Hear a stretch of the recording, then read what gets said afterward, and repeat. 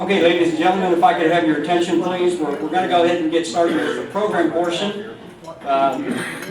If you're still eating, please continue to enjoy your meal. I know mine was delicious, and I hope yours was also. The Coliseum does a great job with their brisket meal. So a quick introduction. Of course, I think most everybody knows me. I'm Dennis Klippinger, President of the Southwest Oklahoma chapter of MOA, and it's my privilege to welcome you to the President's Annual Chapter Update. Before I get started, it's really been an honor to serve as your chapter president for the last 4 years. So this will be my fourth and final President's Update. I think when I was handed the gavel 4 years ago, none of us could have predicted the events that would transpire in the ensuing 4 years.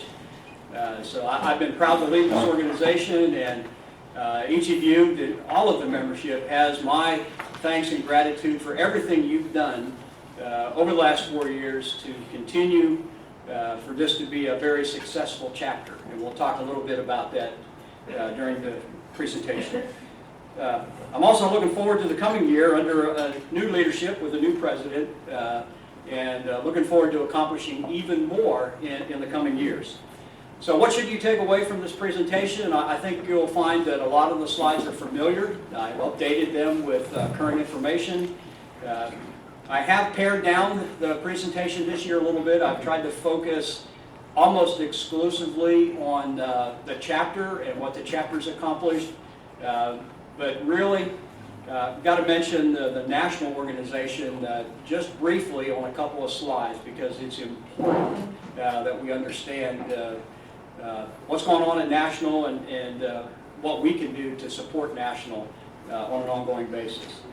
So, first slide, please.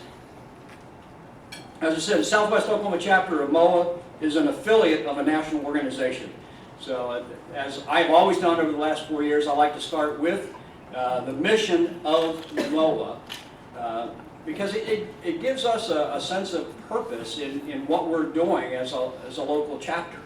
If we don't have a sense of purpose, we're just a group of great friends getting together occasionally to have lunch or dinner. So a couple items I'd like to emphasize here. The vision of MOA is to be the foremost organization advocating on behalf of uniformed services, the uniformed services community, and its family members. At our core, MOA is an advocacy organization, and I'll mention that a couple times during this briefing, and the importance of being good advocates to the ongoing mission of MOA.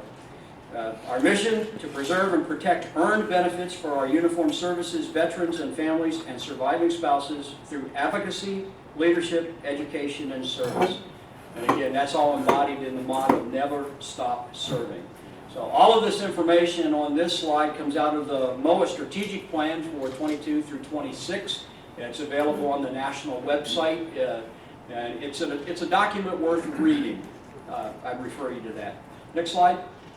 Of course, the mission of the Southwest Oklahoma chapter of MOA, we're involved in a lot of community activities, a lot of things here in the local community, but also it's important that we support legislation favorable and beneficial to our members, spouses, and survivors of all military personnel. And we do that through our advocacy efforts. And again, I'll continue to mention that important point during this presentation. So that will get into some slides with some updated information, some statistics. I know that it's interesting to those of us in leadership positions. I hope it's interesting to you also. Our local chapter has kind of followed national trends over the last 5-6 years. If I look back at 2016, national membership was 380,000 members, and our local membership was at 187 members. Oh, I'm sorry. Next slide, sir. All right. So now that we're on the right slide, we've got the membership update. Back in 2016, as I mentioned, 380,000 members at national, and in 2016, 187,000 or 187 members in our local chapter. So both the national level and our local chapter membership, that's declined a little bit over the last 6 years. Although I would say that we finally reached a point, the good news, bad news, I think we've stabilized. Our chapters actually increased membership during the past year. We were at 136 members last year. This year, a slight increase to 138 members. The makeup, we have 109 regular chapter members that are also members of the national organization, and we have 29 associate members in our chapter. We have 63 life members, 22 premium members, and 24 basic members at the national level. So going forward, people is the key for any organization, and we do have some work to do there, but I think maybe we've rounded a corner. The big concern with our membership, if you look around, we are an aging membership.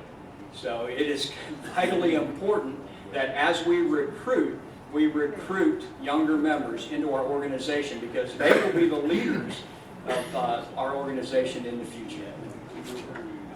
Okay, next slide. Okay, I've got a list of things that I want to mention as to what our chapter, the members, have accomplished this year. We had 5 meetings last year, typically. We started off with the President's Chapter Update in January.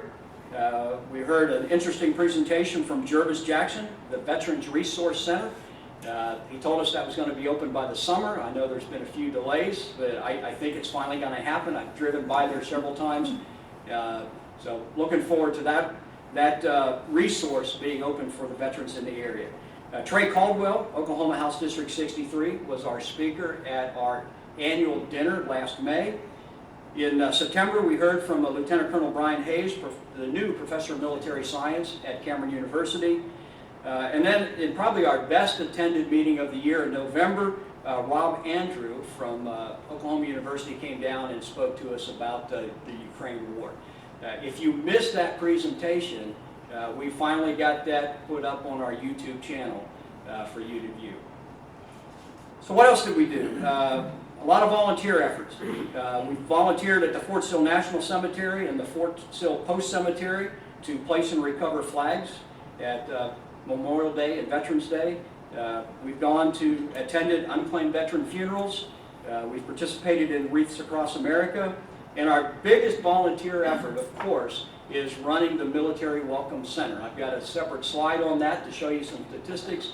But the chapter has the revocable permit with the airport, and our Military Welcome Center committee of our auxiliary handles the day-to-day operations, and many of you volunteer on an ongoing basis at the Military Welcome Center. Last year we provided monetary support to the Veterans Resource Center, the Armed Services YMCA, the Lawton Fort Sill Veterans Home, and the Military Welcome Center, in addition to providing monetary support to the Lawton Food Bank. We've done that the past couple of years. We feel the board has felt that it's very important. We have a lot of lower enlisted soldiers that are patrons of the Lawton Food Bank. We also donated much needed supplies of personal comfort items to the Lawton Fort Sill Veterans Home. We had a big push back in late June, early July, and a number of you participated in that, donated items, and I know that was very much appreciated. We are members of the Comanche County Veterans Council, the chapter is, and the Military Officers of Association Oklahoma State Council. In fact, the current State Council President is from our chapter, Mr. Ed Peterson. We also participated, several chapter members participated in a virtual advocacy in action in April of last year. We did staff a booth at the 44th Annual Retiree Appreciation Day at Fort Sill to help increase awareness of our local MOA chapter. We've kind of figured out it's not really a great recruiting event, but it does increase brand awareness. We've presented MOA medals and leadership awards to senior ROTC and junior ROTC cadets, and we presented a set of second lieutenant bars to 12 commissioning officers at Cameron University through their ROTC program. Something new that we were engaged in last year, we assisted with maintaining the Mount Scott Cemetery, which is the burial place of World War I veteran Private Ivan Brady. So My appreciation to those of you that have gone out throughout last summer and pushed a lawnmower or ran a weed eater. I look forward to helping again this year with that effort. We also conducted another successful fundraiser at VFW Post 5263. I'm sure we did some other things, but it ran off the end of the page here. So we'll try to address that in some other slides. So one of the biggest things is our scholarship program. So let's talk a little bit about scholarships. Next slide, please. Thank you. In 2014, and I've briefed this every year, and I think it's important to recognize this, through some very generous donors, our chapter was recognized by MOA National as an Eagle Society donor for contributions of $100,000. And this allowed us to endow 4 scholarships at the national level. So the priority for those scholarships are always to students from Southwest Oklahoma or Oklahoma, and the national scholarship awardees are usually listed in the November issue of Military Officer Magazine. This year it was on page, I believe, 95. So these are the 4 scholarship awardees, and this scholarship is endowed. So these 4 scholarships will be awarded every year going forward. And I recognize one of those names, Carrie Sharp, so I know she's received a scholarship for at least the last 2 or 3 years, and I know that they are very appreciative of having that scholarship available. At the local level, a couple years ago we established our own Southwest Oklahoma chapter of MOA Scholarship Fund. We continue to award, it says 4 or 5, but the last couple of years that I've been involved, we've awarded 5 scholarships to area high school students. We were honored to host all 5 of our awardees this year at our annual dinner in May. And again, their names are listed here, and there is a PowerPoint presentation on our website that has a little bit more information about each of our awardees.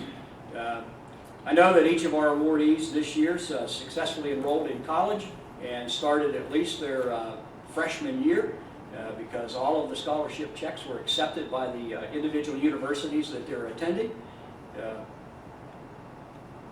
And I'm looking forward to continuing that program this year. So I'm sure you all know, but the Southwest Oklahoma MOA Scholarship Fund is incorporated as a 501c3 nonprofit organization, and all donations to the scholarship fund are tax deductible. Of course, about the time we got that set up, the IRS changed the rules and fewer people itemized their deductions, but still, this is a worthy cause, and I'll talk a little bit more about where we're at with the scholarship fund. I've got one slide at the end of the briefing. So, next slide, please. Okay, I've mentioned the Military Welcome Center. It was initially dedicated on 23 April 2012. It did close during the COVID pandemic. We've gotten past the hysteria. A lot of stuff has opened up. We've figured out how to, if nothing else, live with COVID.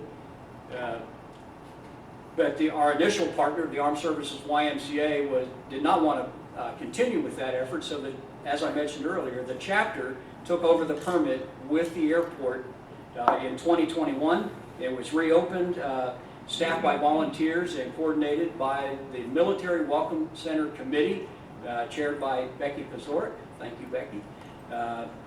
And we've been able to run that for the last year and a half. It's operated by the Military Welcome Center Committee. If you volunteer at the Military Welcome Center, thank you. If you have not yet volunteered at the Military Welcome Center, I would ask you to consider it. It is fully staffed through a volunteer effort. You see the totals. I went through, added everything up for last year. 1,046 volunteers.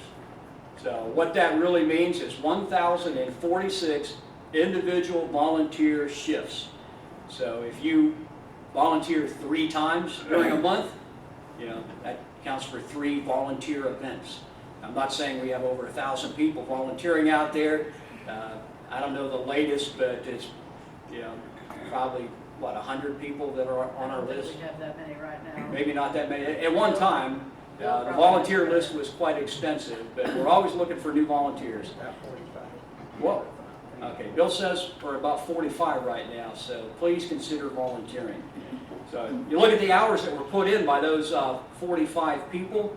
I guess you divide 1,046 by 45 and you can figure out how many times each individual went out to the Military Welcome Center, putting in a total of 3,870 hours, servicing 2,274 visits and or visitors, and passing out a lot of water and assisting people. And I know it's there's been a lot of occasion to assist people with the ongoing renovations out at the airport. They've moved into phase 2. If you have not flown or visited the Lawton Regional Airport recently, if you volunteer to go out there and take a few minutes to refamiliarize yourself with where everything is, because a lot of things have changed out at the airport as they go through phase 2.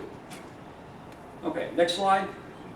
Getting back to MOA National, and I'm going to spend very little time here. I just want you to be aware of this. These are MOA's legislative priorities, MOA National's legislative priorities for 2023. These are the areas that they're going to be focusing on and concentrating our advocacy efforts and our lobbying efforts. We've already posted on our website a link, or actually the article that was in the January Military Officer Magazine. And if you have your January Officer Magazine, it's on page 12 for complete information as to what the priorities are, what specific things we're looking to do in each of these specific areas. Okay, chapter goals and objectives. Next slide, please. Okay. So I don't want to forget any important information, so I've developed a little script for our goals and objectives. They're set annually by the chapter president with input from the executive board. And of course this year, at the beginning of December, I posted these on our website and asked for input from the membership. The process of developing these goals has been informed by comments throughout the year, but I had a specific comment time in December, and I received a number of very useful comments, very good comments. So I thank you for those of you that took the time to provide input to this year's goals and objectives. So when you look at those, some goals are core to our mission. They've been developed over the last 10 to 12 years. They don't change very much. Primarily the first 3, it talks about our purpose and how we support the mission of National MOA and what we intend to do at the local level. Some goals reflect specific activities planned for the year, and then others are based on the priorities of the current president and input from the executive board. So they're not chiseled in stone, may be modified throughout the year as necessary, and again, the success of the chapter can only be achieved through a dedicated effort by all members of the Southwest Oklahoma chapter of MOA. The one thing that I highlighted on this, because I'm going to spend like 2 minutes talking about it, is the MOA Legislative Action Center, because that's an important way that we do advocacy. MOA has established a new Legislative Action Center this past year, and how many people have been to, well, I knew I could count on a couple of you. So, and I know, Sam, you've been there. So let's talk very briefly. I thought I'd put some training this year. So next slide, please. So everyone in this room, well, most everyone in this room, if you're a member of MOA National, you should know how to access the MOA National website. And when you log on to the MOA National website, this is the home screen that you'll get to. I really wish I'd brought a laser pointer with me. I haven't been an instructor in about 10 years and I forgot it. But if you'll notice over on the left-hand side of the page at the very top, it says Legislative Action Center. Once you log into the national website, you just click on that link and it'll take you into the appropriate screen. There's an even easier way to do that if you go to the next slide. Everybody should know how to get to our own Southwest Oklahoma chapter website. And all you need to do is look down here and click on the Take Action button, or where it says Take Action. That will take you directly to the Legislative Action Center on the MOA website. Next slide, please. So this is what it looks like. So when you get to this slide, or this page on the website, you notice up there in the upper right it says, "Hello, Dennis." That means I've been to the site and I've logged in. If it doesn't say hello with your name on it, it'll ask you to log in. It just asks for some basic information. And once you get logged in, I would recommend, if you log into it for the first time, to take the tutorial that's available there. But y'all remember the magazines and those tear-out paper letters that you pull out and you sign your name to?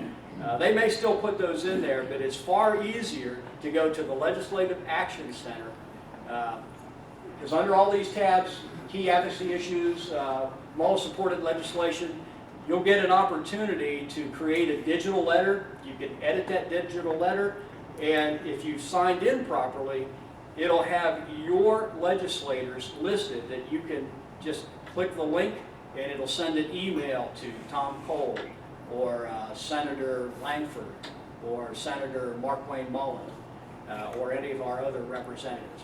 So it's very easy. And as I mentioned earlier, at our core, we're an advocacy organization, and our advocacy efforts are very, very important to the success not only of our local chapter, but also of National MOA. Okay, next slide, sir. Oh yeah, next slide. Just some basic statistics. Really, the only thing that I want to point out here is the goal this year was to have 20 contributions, either platinum or Century Club level. We were just a little bit short, although we met all the other goals that we had for our scholarship fund. When we set this thing up 2 years ago, really what I had in mind in doing this, and the impetus, was I wanted to increase the number of scholarships we gave at the local level. We're not quite there yet, and hopefully we'll get there in the next couple of years. For the last 2 years, though, we've been able to go into the new year, into the current year, with enough or almost enough to fund the scholarships that we want to award this year. So we're not quite where I would say let's add a 6th scholarship, but hopefully we'll get there. If you haven't been a donor to the Southwest Oklahoma chapter of MOA Scholarship Fund, I would ask you once again to do that. Century Club is $100 or more. Platinum level is $500 or more. Our business donors, that side has decreased a little bit. Some of our businesses have opted out, but some of our members have stepped up and donated at the platinum level. Some you can read about on our website, some choose to be anonymous, and we respect those wishes. So our balance, unencumbered balance going into 2023 is $5,315. We actually have a little bit more than that in account because we did award a senior ROTC scholarship last year, and then the gentleman opted to go to basic training. So right now we've got that money on hold, but it may be available depending on his individual situation. Okay, last slide. And I titled it, "This is the last slide." Does anyone recognize the last slide?